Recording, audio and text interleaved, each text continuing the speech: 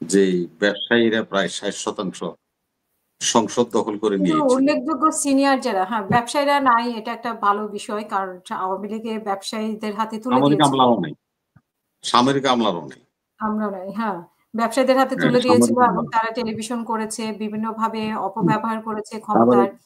সাবেক এটা আমি সচিব বা কিন্তু সাবেক মানে সচিব বা সিনিয়র কিছু নেতার এরা ব্যাপারে প্রশ্ন উঠেছে।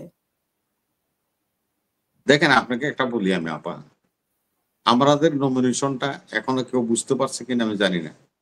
আমাদের নমিনেশনটা হবে হলো ৩ স্তরে। এটা একটা স্তর, হুম। এটা হলো নিম্নকক্ষ। আরেকটা আছে হলো আপনার যেটা সংসদে পাস হচ্ছে, উচ্চ কক্ষ হবে ১০০ আসনের। যারা বিজয়ী হয়ে গভর্নমেন্ট ফর্ম করবে তাদের অন্তত ৭০-৮০টা আসন অটোমেটিক্যালি ভোটের কারণে পিআর এর কোন আসন ভিত্তিক কোন তারা পেয়ে যাবে। তাহলে সেখানেও তো উপযুক্ত সিনেট, তো সেখানে তো আইন পাস হবে। অতএব সেখানে তো সেরকম গুরুত্বপূর্ণ লোকের প্রয়োজন হতে পারে। আমরা যদি মনে করেন নিম্ন কক্ষে এদের মানে সংসদে সংসদ নেতা হিসাবে বেগম খালেদা জিয়াকে নির্বাচিত করলাম। এখন সিনেটে তো একজন চেয়ারম্যান হবে। সেখানে তো একজন চেয়ারম্যান ওই লেভেলের একজনকে রাখতে হবে যাকে চেয়ারম্যান হিসাবে ওখানে আপনার কম্পেটেবল বা সবচেয়ে ভালো হবে। ওখানে তো স্পিকার থাকবে, ডেপুটি স্পিকার থাকবে সিনেটেও।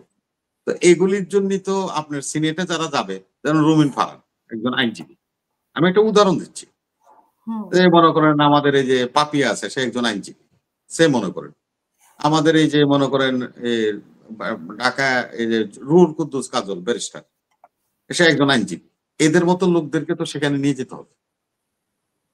তো সেজন্যই আমাদের একটা স্তর থাকবে, ৭০ থেকে ৮০টা আসন তো ওখানেই থাকবে। তারপর আমাদের দ্বিতীয় স্টেপ আছে, সেটা হলো আমাদের দেশের যে ১২টা আপনার সিটি কর্পোরেশন আছে, সেখানে আমাদের প্রার্থী দিতে হবে। সেখানেও আমাদের একটা সেট আপ থাকবে। তারপর আমাদের দেশে ৪৪৯টা হলো উপজেলা আছে, উপজেলা পরিষদের চেয়ারম্যান, সেখানেও তো আমাদের দলীয়ভাবে মনোনয়ন দিতে হবে এবং সেট আপ থাকতে হবে।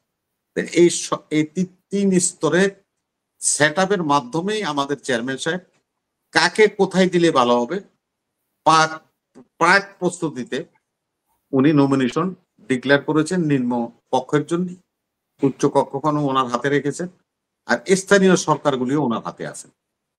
অতএব আমি দেবতত্ত্বহীন কণ্ঠে দলের নেতা কর্মী এবং যারা নমিনেশন পেতে চান সবাইকে আশ্বস্ত করতে চাই, যেটা আমাদের চেয়ারম্যান সাহেব করেছেন, আমাদের মহাসচিব করেছেন, যে আপনাদেরকে মূল্যায়ন করা হবে। আপনারা অবমূল্যায়িত হবেন না, ধৈর্য ধরে আপনাদেরকে মূল্যায়িত করা হবে এবং আপনারা মূল্যায়িত হবেন। দলের সাথে থাকান, ধানের এবং যার শীষের নাম সাথে ঘোষণা করা থাকুন। হয়েছে তার সাথে কাজ করার জন্য। হ্যাঁ, দলের সাথে থাকুন, ধানের শীষকে বিজয়ী করে নিয়ে আসুন। আসলে আপনারা সরকার গঠন করতে পারলে এই সুবিধাগুলি সব আপনারা পাবেন এবং এই সমস্ত জায়গায় আপনারা পর্যায়ক্রমে সবাই সম্মানিত হবেন, সেট আপ হবেন এবং আপনারা নির্বাচিত করতে পারবেন। ধন্যবাদ। জি, আমি আরেকটা প্রশ্ন ছিল, সেটা পরের পর্বে বলেন। শুনবো আপনার থেকে। যে ওই হ্যাঁ, যে বলেন, বলেন, বলেন, প্রশ্ন জামাত থাকলে ইসলাম বলেন। আর এনসিপি যে মন্তব্য করলো বিএনপি সম্পর্কে, সেটা নিয়ে শুনতে চেয়েছিলাম। যে নাসিরুদ্দিন পাটোয়ারি বলছে যে বিএনপির মৃত্যুর ঘন্টা বেজে গেছে। তো আমরা আবার এটাও শুনেছি যে এনসিপির সাথে এই বিএনপির এক ধরনের জোটের সম্ভাবনা আছে, আলাদা কিছু সিট তাদেরকে দিবে, এরকমও আলোচনা চলছে সমঝোতা নিয়ে। তো তারা হঠাৎ করে এই ধরনের কথা আবার কেন বলছে? আর জামাতের তালিকা অনেক আগেই প্রস্তুত, সময় মতো জানাবে, ৩০০ আসনেই তাদের প্রস্তুত আছে। না, তারা তো না, এটা জানাইছে।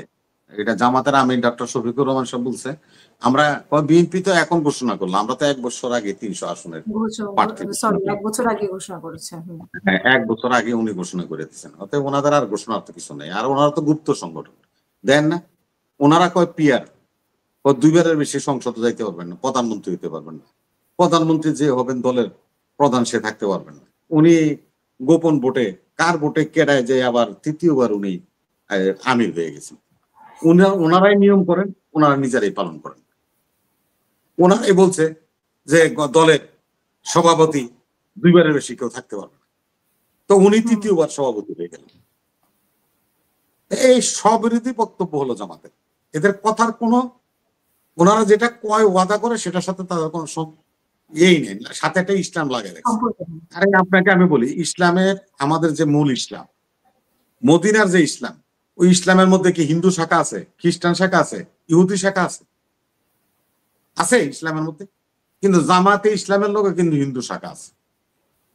সেদিন এই যে গোলাম পারওয়ার সাহেব, এই যে